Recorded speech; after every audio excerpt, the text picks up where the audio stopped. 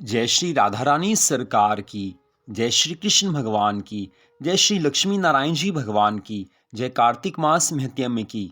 मंदिर शिव बंसी वाले महात्मा यूट्यूब चैनल की ओर से आज हम आपको कार्तिक मास महत्याम्य के 27वें अध्याय की परम सुंदर कथा को सुनाने जा रहे हैं।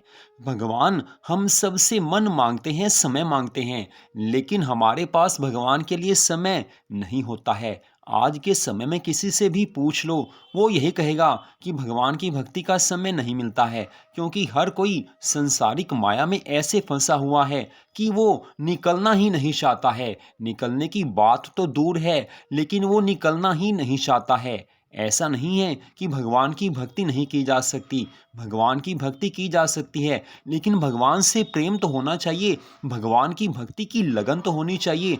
लगन होगी, भगवान से प्रेम होगा, तो समय तो सब कुछ भगवान का ही दिया है। ये शरीर भी भगवान का दिया है, मनुष्य जन्म भी भगवान का दिया हुआ है। तो लोग जो ऐसा कहते हैं कि भगवान की भक्ति का समय नहीं मिलता है, वास्तव में वो भगवान की भक्ति करना ही नहीं चाहते हैं, क्योंकि उनका मन संसारिक कामों में ऐसे लगा हुआ है कि वहां से वो निकल ही नहीं सकता। तो ध्यान रहे कि ऐसे लोग कभी भी जीवन में सच्ची शांति प्राप्त नहीं कर सकते हैं। हो सकता है ऐसे लोगों को कुछ समय के लिए धन संपत्ति मिल जाए, लेकिन आगे आने वाला उनका समय बहुत ज्यादा कठिनाई में लेकर जाने वाला है, क्योंकि भगवान के बिना, भगवान की भक्ति के बिना कोई सुखी हो ही नहीं सकता है। अगर भगवान के बिना कोई इस समय सुखी है, भगवान की भक्ति किए बिना कोई सुखी नजर आता है, तो समझ लेना कि उसका सुख क्षण भर का है। कुछ ही समय के बाद उसके जीवन में महान विपत्तियां, महान दुख आने वाले हैं, क्योंकि भगवान ही सब सुख संपत्ति और आनंद के दाता हैं। तो जो भगवान को भूल कर रहता है, वो तो कभी सुख प्राप्त कर ही नहीं सकता है। तो कार्तिक मास महत्याम्य के 27वें अध्याय की कथा इस प्रकार है। भगवान श्री कृष्ण जी सत्यभामा से आगे की कथा का वर्णन कर रहे हैं। भगवान कहने लगे हैं कि देवऋषि नारद जी तो चले गए, फिर यमराज अपने सेवक के द्वारा उस धनेश्वर ब्राह्मण को संपूर्ण नरकों का दर्शन कराने के लिए वहां से ले गए हैं। इसके बाद यम की आज्ञा का पालन करने वाले प्रेतराज धनेश्वर को संपूर्ण नरकों के पास ले गए और उनका अवलोकन करवाते हुए इस प्रकार कहने लगे हैं कि हे धनेश्वर, महान भय देने वाले इन घोर नरकों की ओर दृष्टि डालो। इनमें पापी पुरुष सदा यमराज के सेवकों द्वारा पकाए जाते हैं। यह जो भयानक नरक दिखाई देता है, इसका नाम तप्त बालुक है। इसमें ये पापाचारी जीव अपने शरीर के दग्ध होने के कारण क्रंदन कर रहे हैं। इस समय इन्हें महान दुख हो रहा है, लेकिन अब कुछ नहीं हो सकता है, क्योंकि जो कर्म किए हैं उसका फल तो भोगना ही पड़ेगा। हे धनेश्वर, जो मनुष्य बलि वैश्वदेव के अंत में भूख से दुर्बल हो घर पर आए हुए अतिथियों का सत्कार नहीं करते, वे अपने पाप कर्म के कारण इस नरक में कष्ट भोगते हैं।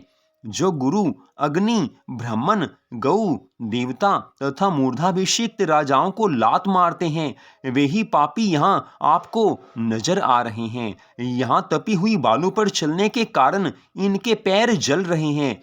इस नरक के 6 अवान्तर भेद हैं। नाना प्रकार के पापों के कारण इसमें आना पड़ता है। इसी प्रकार यह दूसरा महान नरक अंधतामिस्र के नाम से जाना जाता है। देखो, यहाँ सुई के समान मुंह वाले कीड़ों के द्वारा पापियों के शरीर विदीर्ण हो रहे हैं। यह नरक भयानक मुख वाले अनेक प्रकार के कीटों से ठसाठस भरा हुआ है। यह तीसरा क्रकच नामक नरक है। यह भी बड़ा भयानक दिखाई देता है। इसमें ये पापी मनुष्य आरे से चीरे जाने का कष्ट भोगते हैं, महान दुख पाते हैं, लेकिन कुछ नहीं कर पाते हैं, क्योंकि यहाँ पर कुछ नहीं किया जा सकता है। यहाँ पर तो जो कर्म किए हैं उसका फल भोगना ही होगा। 80 पत्रवन आदि भेदों से यह नरक 6 प्रकार का बताया गया है, जो दूसरों का पत्नी और पुत्र आदि से तथा अन्यान्य प्रियजनों से विछोह कराते हैं, अर्थात किसी तरह से भी वियोग कराते हैं।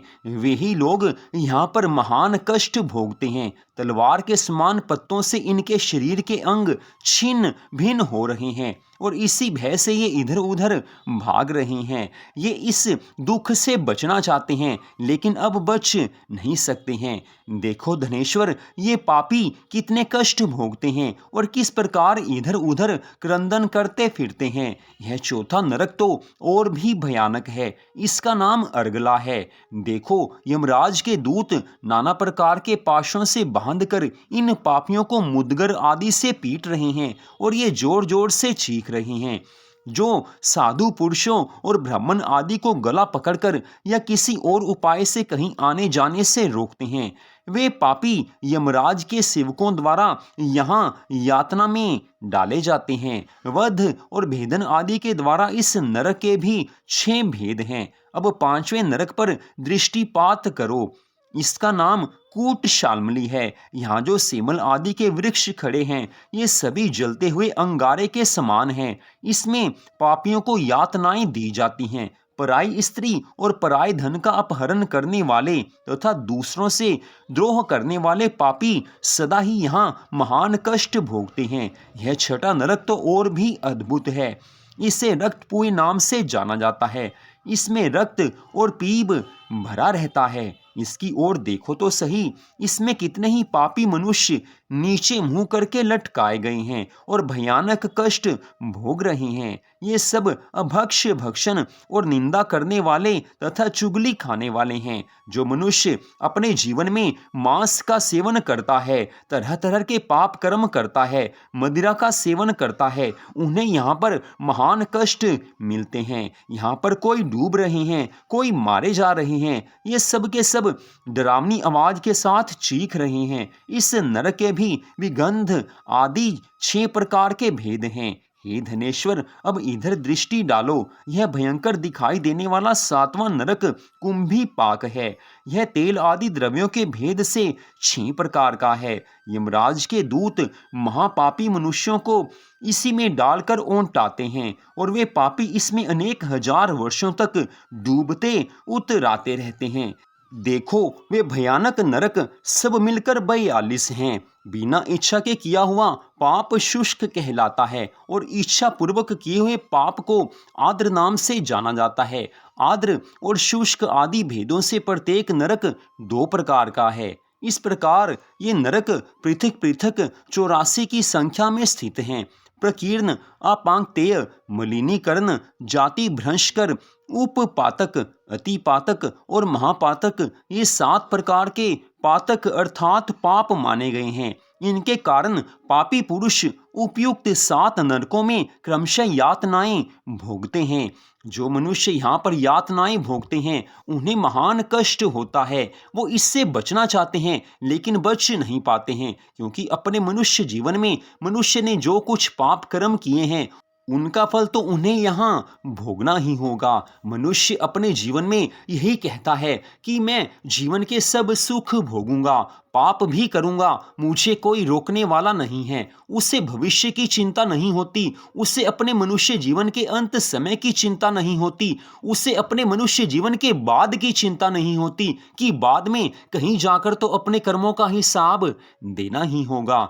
कोई मनुष्य ये सोचता है कि अभी धन संपत्ति से जीवन भर ऐश कर लेंगे, जीवन भर भोग विलास करेंगे, अंतिम समय में भगवान को याद कर लेंगे। लेकिन ध्यान रहे कि जिसने जीवन भर पाप कर्म किए हैं, भोग विलास में जिसका जीवन बीत चुका है, अंतिम समय में उसे भगवान की याद नहीं आ सकती है, क्योंकि भगवान ने एक नियम बनाया हुआ है कि जिसे जीवन भर सबसे ज्यादा प्यार किया जाता है, मनुष्य जिसे ज्यादा प्यार करता है, जिसको जीवन भर सबसे ज्यादा याद करता है, जीवन के अंत समय में केवल उसी की याद आती है। इस कारण सारा जीवन भोग विलास में बिताया है तो जीवन के अंत समय में भगवान की याद आना लगभग ना के बराबर होता है, क्योंकि भगवान उसी को मिलते हैं जिसने उनसे जीवन में प्यार किया हो। जीवन के अंत समय में तो जिसको याद किया है उसी की याद आएगी, जिसे जीवन भर सबसे ज्यादा प्यार किया है उसी की याद आएगी।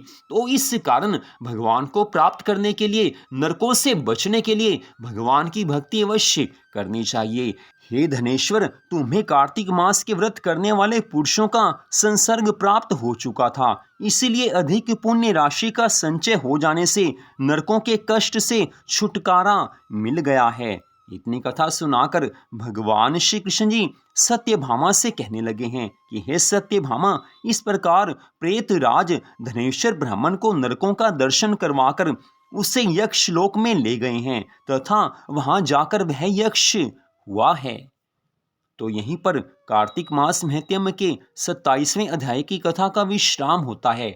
इस कथा में स्पष्ट बताया गया है कि अगर हमने जीवन भर पाप कर्म किए हैं तो हमें नरकों से कोई नहीं बचा सकता है। भगवान की भक्ति की है तो भगवान का धाम मिलेगा, लेकिन अगर भगवान की भक्ति भी की है और साथ में पाप कर्म भी किए हैं तो उस समय भगवान ये देखते हैं कि इसकी लगन ज़्यादा किस तरफ थी। क्योंकि कुछ लोग ऐसे होते हैं, भगवान की भक्ति तो करते हैं लेकिन किसी कारणवश कभी कभी वो पाप कर्म भी कर लेते हैं, लेकिन उनका मन भगवान की भक्ति में लगा होता है। तो ऐसे मनुष्यों पर भगवान कृपा करते हैं, जीवन के अंत समय में उन्हें मोक्ष दे देते हैं, भगवान अपना धाम दे देते हैं। लेकिन जो सदा पाप कर्म करते हैं लेकिन कभी कभी भगवान के मंदिर में मान लो चले भी जाते हैं, लेकिन वो भगवान को प्राप्त नहीं कर सकते हैं क्योंकि उनका मन केवल पाप कर्मों में है। मंदिर में तो कभी कभी ही जा पाते हैं, उनका मन भगवान की भक्ति में लगता ही नहीं है। लेकिन कई बार ऐसा देखा गया है,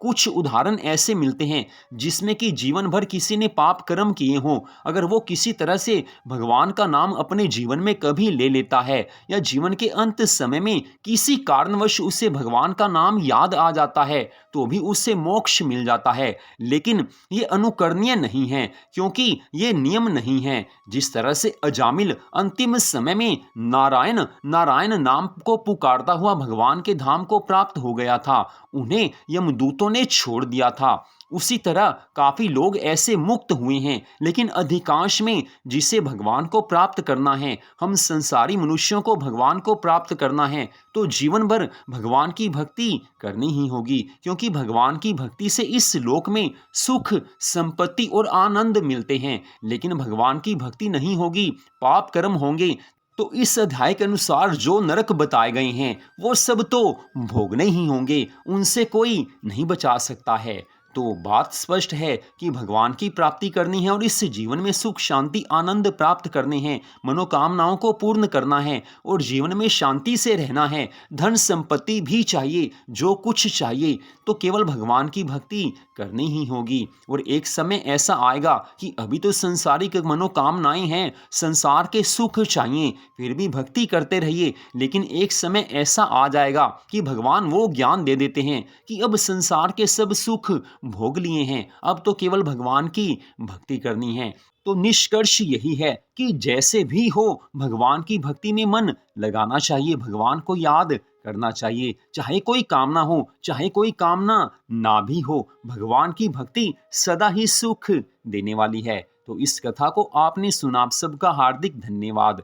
भगवान श्री राधा कृष्ण जी की अनंत कृपा सदा आप सब पर, आपके परिवार पर बनी रहे, इसी मंगल कामना के साथ जय श्री राधा रानी सरकार की, जय श्री कृष्ण भगवान की, जय श्री लक्ष्मी नारायण जी भगवान की, जय तुलसी माता की, जय सदगुरुदेव श्री बंसी वाले महाराज की, जय कार्तिक मास महत्म्य की। जय जय श्री राधे, जय जय श्री राधे, जय जय श्री राधे श्याम।